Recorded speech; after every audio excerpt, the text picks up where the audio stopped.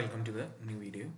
Last video Fourier series representation ആണ് പറഞ്ഞത് trigonometric Fourier series ന്റെ. So trigonometric Fourier series representation of a signal, continuous time signal, x of t is given by x of t equal to a0 by 2 plus sigma n equal to 1 to infinity an cos n omega 0 t plus bn sin n omega 0 t. ഇതിൽ a0 by 2 എന്ന് പറഞ്ഞാൽ DC കോമ്പണന്റും an-ഉം bn-ഉം അതിൻ്റെ Fourier coefficients എന്നും പറഞ്ഞു. പിന്നെ ഈ എൻ്റെ different വാല്യൂസിനനുസരിച്ച് കിട്ടുന്ന ഈ ടേമിനെ ഹാർമോണിക്സ് എന്നുള്ള രീതിയിൽ പറഞ്ഞു. അപ്പോൾ നമുക്ക് പീരിയോഡിക് സിഗ്നൽസിനെയാണ് ട്രിഗ്നോമെട്രിക് ഫോറിയർ സീരീസ് വെച്ച് റെപ്രസെൻറ്റ് ചെയ്യുന്നത്. അതിലെ ട്രിഗ്നോമെട്രിക് ഫോറിയർ സീരീസ് ആണ് ഈ റെപ്രസെൻറ്റേഷൻ കാണിക്കുന്നത്.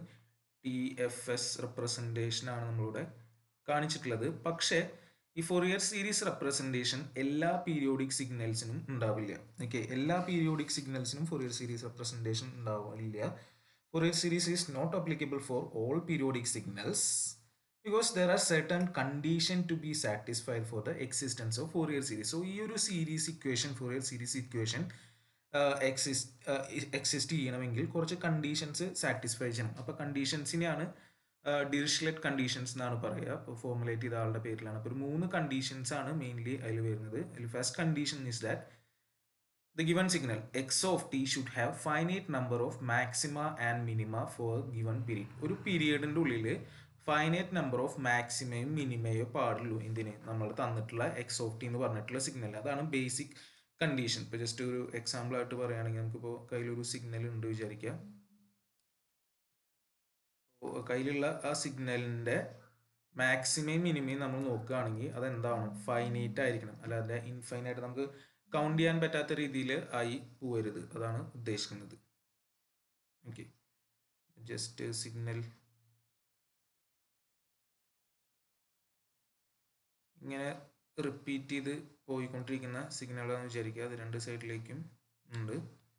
അതങ്ങനെ കണ്ടിന്യൂ ചെയ്ത് പോകുന്നു. ഓക്കെ, ഇപ്പോൾ അത് ഇപ്പുറത്തേക്കും ഉണ്ട്. അപ്പോൾ ഇതിൽ നമുക്കറിയാം ഒരു പീരീഡ് എന്ന് പറഞ്ഞു കഴിഞ്ഞപ്പോൾ നമുക്ക് പലതരത്തിൽ എടുക്കാം. ഒന്നെങ്കിൽ ഈ ഒരു പോർഷനായിട്ട് ഇപ്പോൾ ഈ ഒരു പോയിന്റ് തൊട്ടിട്ട് ഈ ഒരു പോയിന്റ് വരെയാണെങ്കിൽ എനിക്കൊരു പീരീഡ് ആയിട്ട് എടുക്കാം. കാരണം അതേ സാധനമാണ് റിപ്പീറ്റ് ചെയ്ത് പോകുന്നത്, അല്ലേ? അല്ലെങ്കിൽ അപ്പോൾ അങ്ങനെ ആ ഒരു രീതിയിൽ ഇതിൻ്റെ ഒരു പീരീഡ് ആയിട്ട് കണക്കാക്കാം. അല്ലെങ്കിൽ വേണമെങ്കിൽ ഇവിടുന്ന് ഇവിടം വരെ ഈ വി പോലത്തതും ഒരു റിപ്പീറ്റ് ചെയ്തുകൊണ്ട്. അപ്പോൾ ഈ ഒരു പീരീഡ് ഞാൻ എടുക്കുകയാണെങ്കിൽ ഈ പീരീഡിൻ്റെ ഉള്ളിൽ മാക്സിമം എത്ര വരുന്നുണ്ടെന്ന് ജസ്റ്റ് ഇതിൽ ഒബ്സർവ് ചെയ്ത് കഴിഞ്ഞാൽ നമുക്ക് കാണാൻ പറ്റും. ഇതാണ് ഇപ്പോൾ നമ്മൾ എടുത്തിട്ടുള്ള പീരീഡ് ടി എന്ന് വിചാരിക്കുക. ഈ ഒരു പീരീഡാണ് എടുത്തിട്ടുള്ളെങ്കിൽ അതിൻ്റെ ഉള്ളിൽ എനിക്കിവിടെ മാക്സിമം വരാൻ പോകുന്നത് ഒരെണ്ണമാണ്, അല്ലേ? ഇപ്പോൾ വേണമെങ്കിൽ ഈ ഒരു പീരീഡ് നമ്മൾ ഇതാണ് ടി ആയിട്ട് എടുക്കുന്നതെങ്കിൽ അതിൻ്റെ ഉള്ളിൽ മാക്സിമം അല്ല, പകരം എന്താ പറയുക, മിനിമയാണ്. ഒരു മിനിമയാണ് വരും. അപ്പോൾ ഫൈനൈറ്റ് ആണ്. അപ്പം അങ്ങനത്തെ രീതിയിൽ ആയിരിക്കണം തന്നിട്ടുള്ള signal. Finite number of maximum പാടുള്ളൂ, അല്ലാണ്ട് ഇൻഫൈനൈറ്റ് മാക്സിമം മിനിമം കൗണ്ട് ചെയ്യാൻ പറ്റാത്ത രീതിയിൽ വരരുത്. സെക്കൻഡ് കണ്ടീഷൻ എന്താ? X of t should have finite number of discontinuities for a certain time period. Continuities ഉണ്ടെങ്കിൽ അതും എന്തായിരിക്കണം? ഫൈനൈറ്റ് ആയിരിക്കണം. ഇപ്പോൾ നേരത്തെ കേസ് ഇത് എക്സ് ഓഫ് ടി എന്ന് പറഞ്ഞാൽ ജസ്റ്റ് എക്സാമ്പിൾ സിഗ്നൽ ആയിരുന്നു. ഇതേപോലെ നമ്മുടെ കയ്യിൽ ഒരു സിഗ്നൽ ഉണ്ടെങ്കിൽ അതിൻ്റെ ഡിസ്കണ്ടിന്യൂറ്റീസ് എന്തായിരിക്കണം? ഫൈനൈറ്റ് ആയിരിക്കും. ഡിസ്കണ്ടിന്യൂറ്റി എന്ന് പറഞ്ഞപ്പോൾ എക്സാമ്പിൾ ആയിട്ട് പറയുന്നത് സഡൻ ആയിട്ട് മാത്സിൽ നിങ്ങൾ പഠിച്ചിട്ടുള്ളായിരിക്കും. എന്നാലും സഡൻ ആയിട്ടുള്ള ഒരു ജമ്പ് വരുന്നത് ഇപ്പോൾ 0-ൽ നിന്ന് 1-ലേക്കോ അങ്ങനത്തെ സ്ക്വയർ വേവ് അങ്ങനത്തെ രീതിയിലൊക്കെ വരുമ്പോൾ നമുക്കൊരു വാല്യൂവിൽ നിന്ന് വേറെ ഒരെണ്ണത്തിലേക്കൊക്കെ പെട്ടെന്നായിട്ടുള്ള ചേഞ്ച്, അത് വേണമെങ്കിൽ നമുക്ക് എന്തായിട്ട് പറയാം? ഡിസ്കണ്ടിന്യൂറ്റി എന്നുള്ള രീതിയിൽ പറയാം.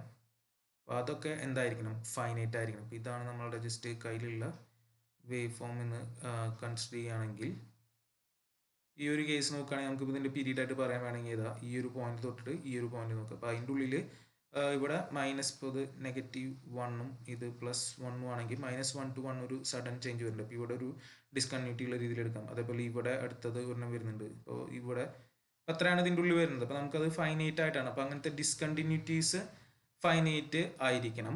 ആദ്യത്തെ മാക്സിമം മിനിമം ഫൈനൈറ്റ് ആവുന്ന പോലെ. പിന്നെ ഫൈനൽ കണ്ടീഷനാണ്. അപ്പോൾ അതും രണ്ടാമത്തെ കണ്ടീഷൻ അതാണ്.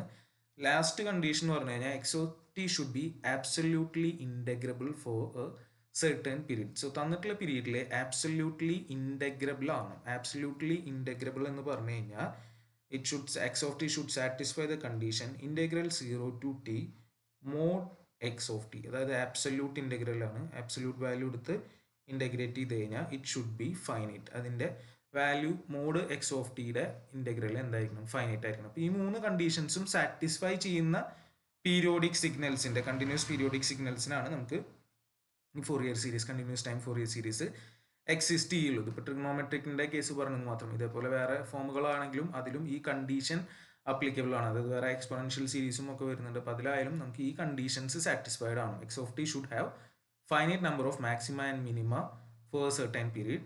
X of t should have finite number of discontinuities for given time period. Then x of t should be absolutely integrable in the given period or over the certain period. Okay, ഇപ്പോൾ ഇത്രയാണ് അതിൻ്റെ conditions വരുന്നത്. അപ്പോൾ ഇതിനെ പറയുന്ന പേര് ഡിറിഷ്ലെറ്റ് conditions ആണ്. അപ്പോൾ ഇത് ഫോറിയർ സീരീസിന് ഇതേപോലെ തന്നെ ഫോറിയർ ട്രാൻസ്ഫോമിന് നമുക്ക് കണ്ടീഷൻസ് ഉണ്ട്.